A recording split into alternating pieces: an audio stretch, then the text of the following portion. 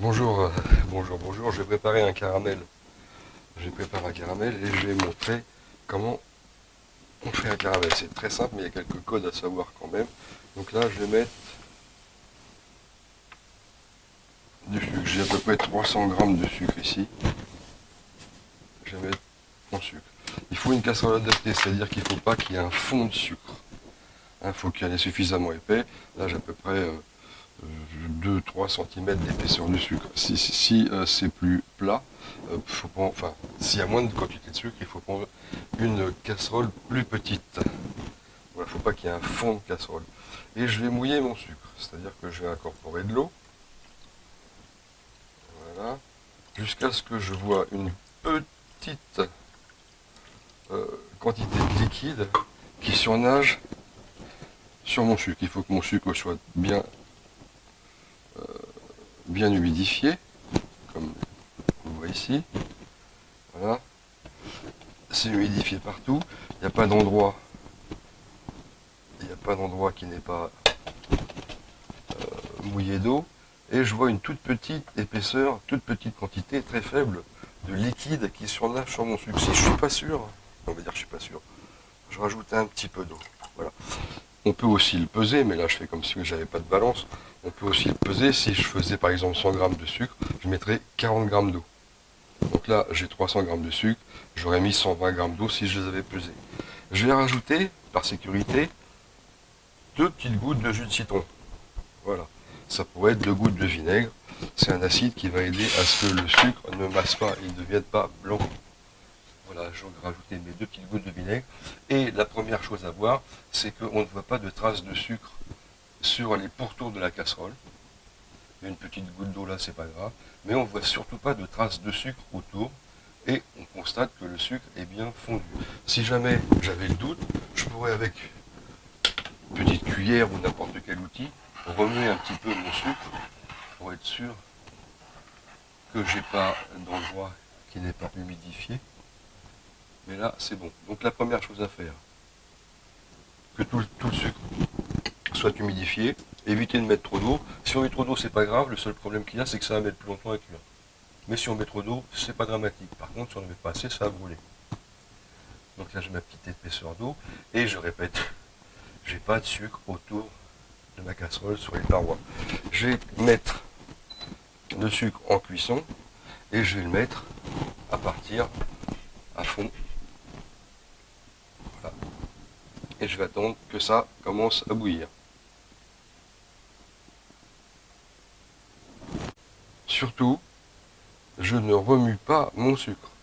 C'est la deuxième erreur à ne pas commettre, c'est de remuer la cuisson d'un caramel. Il faut le laisser faire. On va peut-être le bouger un tout petit peu pour répartir les endroits pour faire une cuisson homogène, mais surtout ne pas remuer. Alors pourquoi ne pas remuer? Parce que l'eau sucrée, si vous la remuez, elle va se déposer sur les parois de la casserole. La paroi de la casserole étant plus chaude que le liquide lui-même, les parois de la casserole vont brûler les gouttes sucrées qui vont être sur le pourtour et, euh, et c'est pas bon quoi. C'est pas, la cuisson va pas être convenable. Donc là j'ai mon sucre qui commence à bouillir. Je constate éventuellement qu'il peut y avoir un petit peu de mousse qui se forme sur mon sucre. Si vous voyez beaucoup de mousse, essayez d'enlever, comme je suis en train de faire là. On va trouver de la mousse sur des sucres de première qualité, on va dire. Voilà. C'est pas dramatique, c'est des résultats d'une mauvaise raffinerie, hein, une mauvaise épuration du sucre en usine. C'est pour ça que vous avez acheté le sucre quelques centimes de moins qu'un autre de meilleure qualité, c'est pas grave.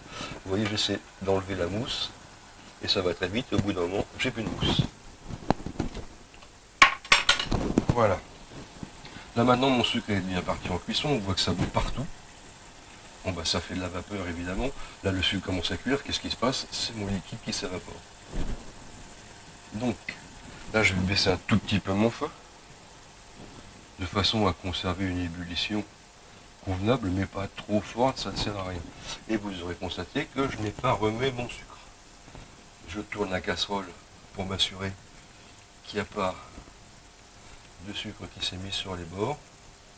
Et là, je vais laisser tranquillement cuire. Une autre précision aussi, si vous utilisez du gaz, il faut que la flamme lèche bien tout le fond de la casserole.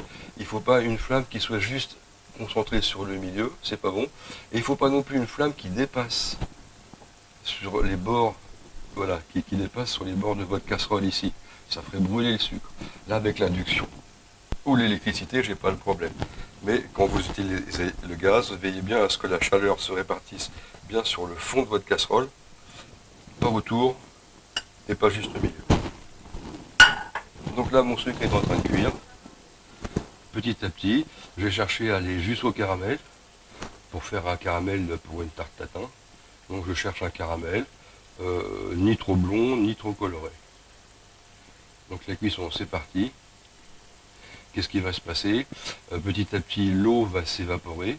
Le sucre qui reste dans la casserole va finir par ne plus contenir d'eau et va à ce moment-là caraméliser et prendre la couleur qu'on connaît. Donc là, je laisse mon sucre cuire tranquillement jusqu'à l'apparition d'une coloration quelque part dans la casserole.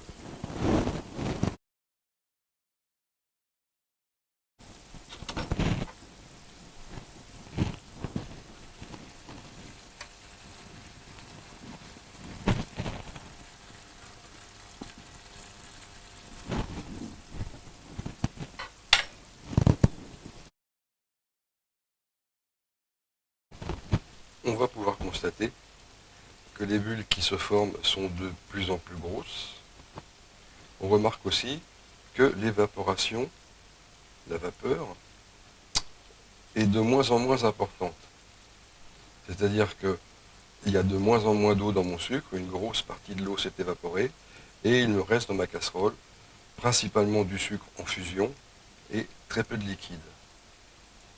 On peut constater aussi une odeur qui commence à se produire, qui signifie qu'on ne va pas tarder à arriver au caramel.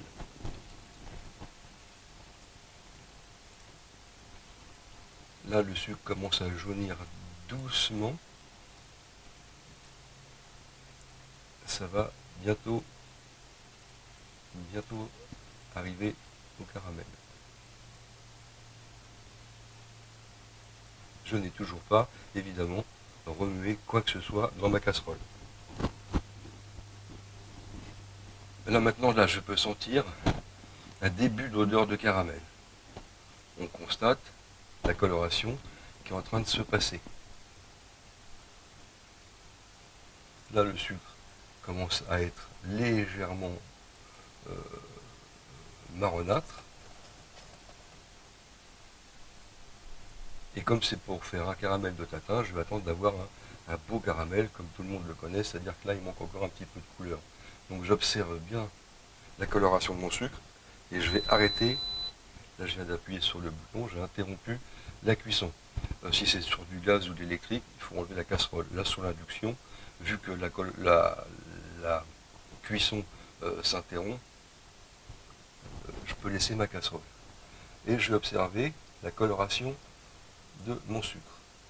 On voit qu'il est encore un petit peu clair.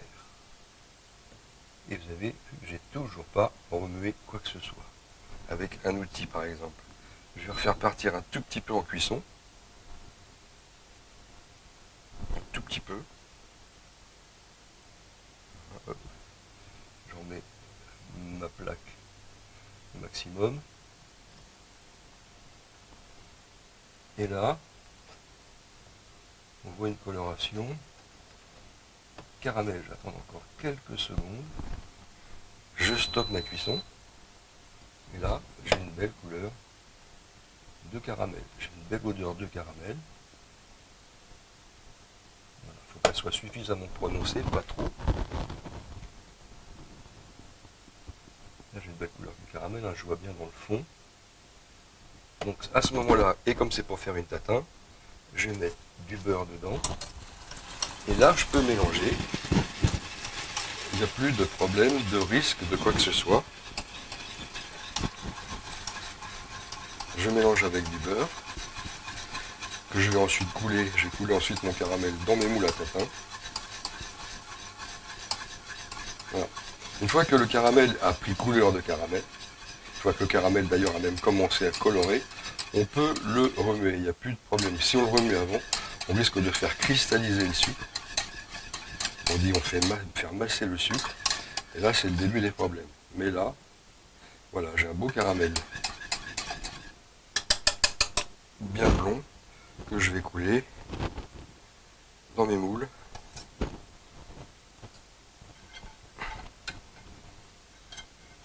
Voilà, sans attendre évidemment, parce que sinon ça va durcir. Ce caramel là, on pourrait très bien le couler sur une feuille de cuisson, attendre qu'il refroidisse, le casser en morceaux et faire des bonbons avec. Voilà. Et je vais répartir mon sucre dans tout le moule.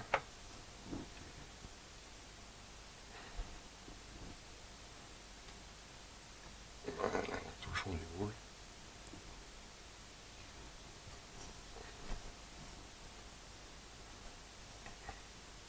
Et voilà. Donc vidéo spéciale dédicace à Maxime. Tu vois Maxime, le caramel c'est quand même pas bien compliqué. Voilà, j'ai chemisé mon moule. Je vais pouvoir mettre mes pommes dedans. Et faire ma tatin. Voilà pour le caramel.